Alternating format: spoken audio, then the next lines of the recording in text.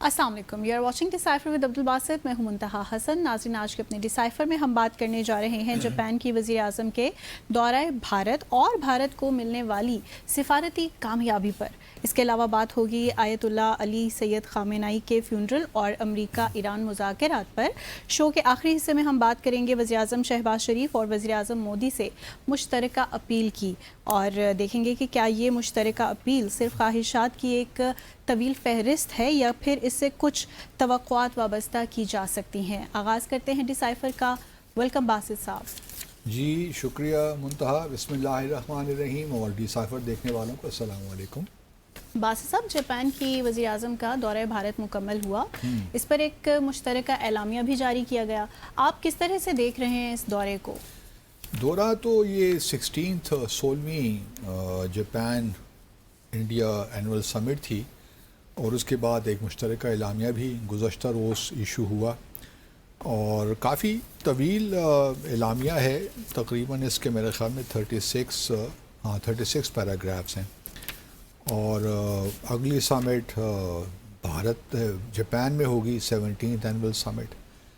और इंटरेस्टिंगली इसमें काफ़ी चीज़ें डिस्कस हुई, बल्कि एक मौके पे तो मोदी साहब ने जो वज़ीर आज़म हैं जापान की ताकेइची, उनको अपनी छोटी बहन भी कह दिया, तो काफ़ी ताल्लुकात अच्छे हो गए हैं।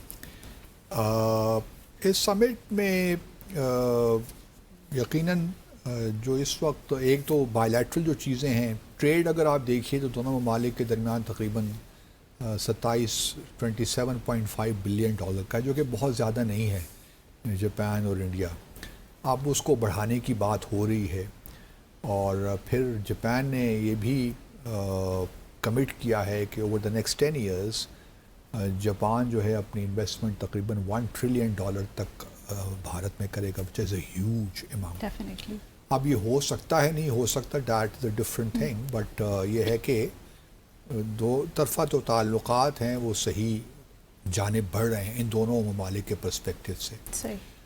और अगर आप रीजनल कॉन्टेक्स्ट में देखिए तो रीजनल कॉन्टेक्स्ट में, अच्छा इससे पहले कि मैं रीजनल कॉन्टेक्स्ट में आऊँ, सॉरी, भारत जापान की एक ख्वाहिश है कि वो जो नॉर्थ ईस्टर्न स्टेट्स हैं वहाँ भी कुछ ख़ास तौर पे इन्वेस्ट करे, और भारत की भी यही प्रायोरिटी है कि जापान से नॉर्थ ईस्टर्न स्टेट्स में कुछ हेल्प ली जाए, क्योंकि ये जो 7 सिस्टर स्टेट्स हैं ये काफ़ी अंडर डेवलप्ड हैं as compare to other regions in India.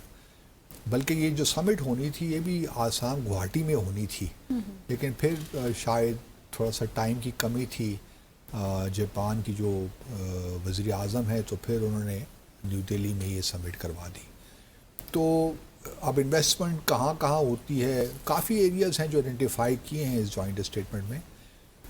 तो अब देखना ये है कि ये प्रोसेस कितना उसमें तेज़ी आती है आगे आने वाले सालों में।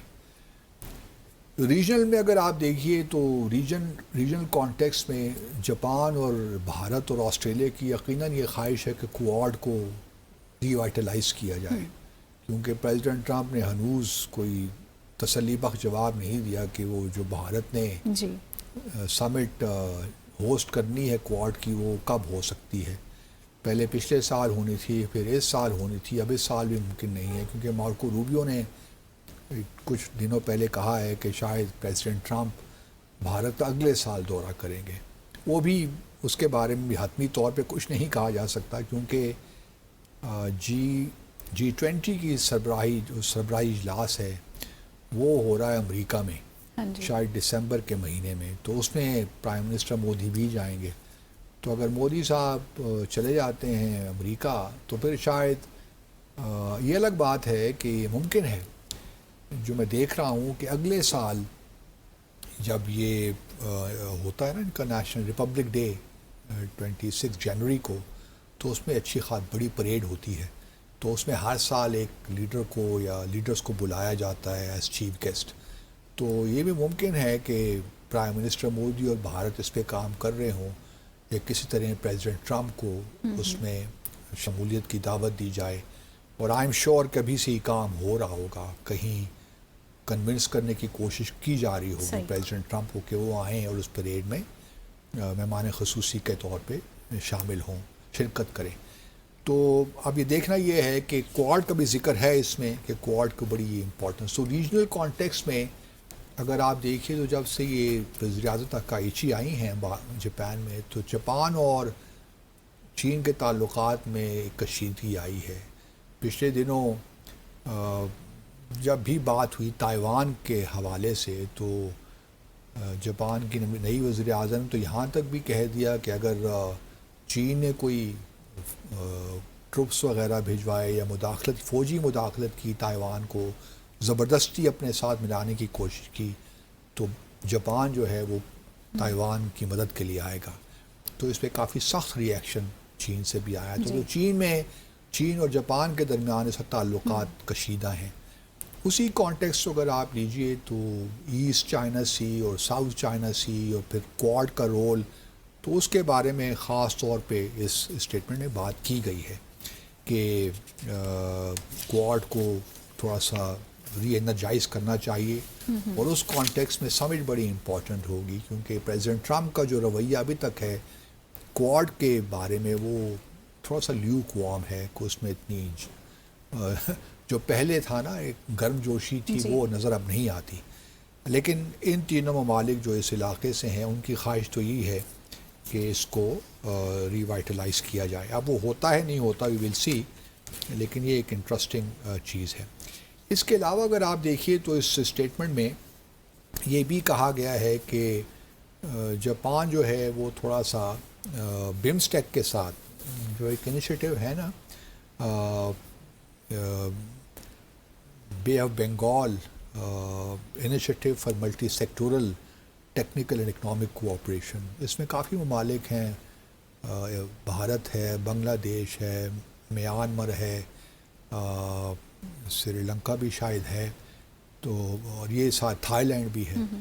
تو ان ممالک کے ساتھ جاپان کا کوآپریشن، کیونکہ یہ سب ریجنل انیشیٹو ہے. اب دیکھنا یہ ہے کہ کیا یہ انیشیٹو چل سکتا ہے آگے کہ نہیں چل سکتا، کیونکہ بنگلہ دیش اور بھارت کے تعلقات میں بھی پرابلمس اس وقت ہیں.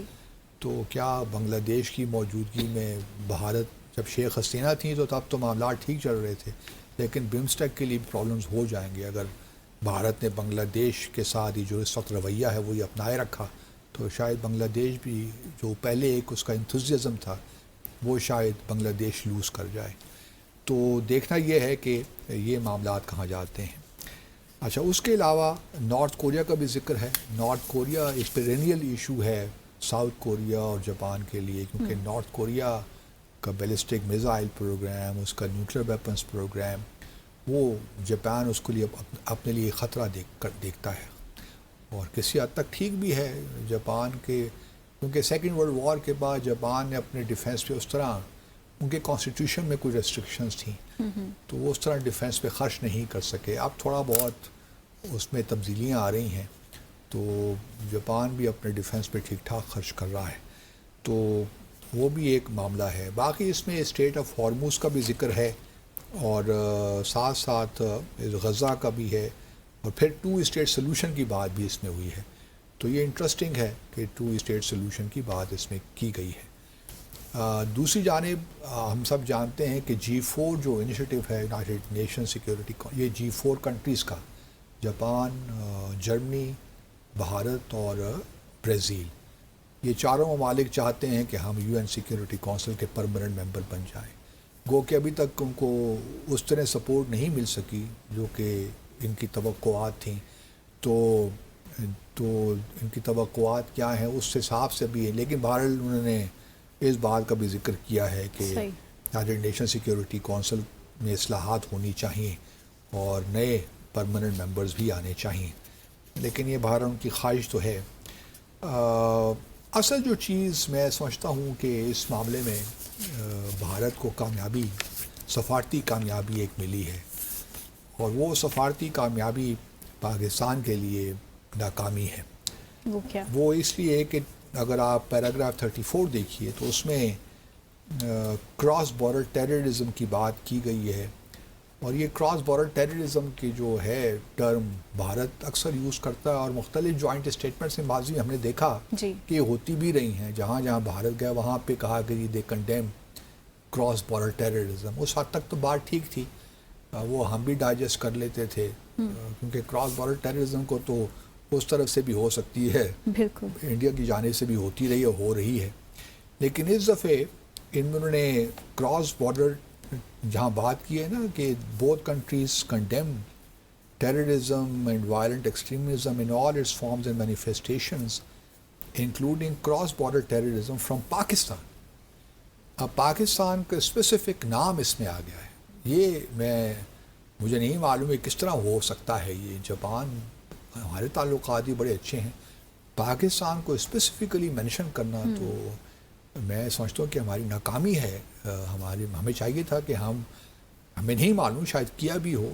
میں اس وزٹ سے پہلے جو ہمارے سفیر جو ٹوکیو میں ہیں ان کو شاید انہوں نے کانٹیکٹ بھی کیا ہو, میٹنگز بھی کی ہوں جاپان کے دفتر خارجہ میں, وہاں جو ہمارے حساس ایشوز ہیں ان کے بارے میں بتایا بھی ہو. تو یہ لینگویج کس طرح آ گئی کہ پاکستان کا خاص طور پہ ذکر ہو گیا کہ جی پاکستان سے کراس بارڈر یہاں سے ٹیررزم ہو رہا ہے بھارت میں جی. تو یہ تو لینگویج ٹھیک نہیں ہے. اور پھر باقی چیزیں بھی ہیں, لیکن اس لینگویج میں پاکستان کا مینشن ہونا اس کانٹیکسٹ میں یہ بہت جاپان کی جانب سے بہت زیادتی ہے. تو میں سمجھتا ہوں کہ ہمیں یہاں پہ اسلام آباد میں جو جاپان کے سفیر ہیں ان کو طلب کرنا چاہیے فارن آفس, اور احتجاج اپنا ایک اسٹرانگ احتجاج ریکارڈ کرنا چاہیے. یہ ضروری ہے کیونکہ اس کا دیکھی تو باقی ممالک بھی ہی لینگویج استعمال نہ کرنا شروع کر دیں. تو بہرحال یہ ایک بھارت کو سفارتی کامیابی ملی ہے کہ اب کراس بارڈر ٹیررزم کا پاکستان کا اسپیسیفک نام آ جانا, اس کے بارے میں ہمیں سوچنا چاہیے کہ کس طرح یہ ہوا. صحیح. ویئرز یہاں لیں گے مختصر سا وقفہ, بریک کے بعد شامل کریں گے دیگر اہم موضوعات. ہمارے ساتھ رہیں.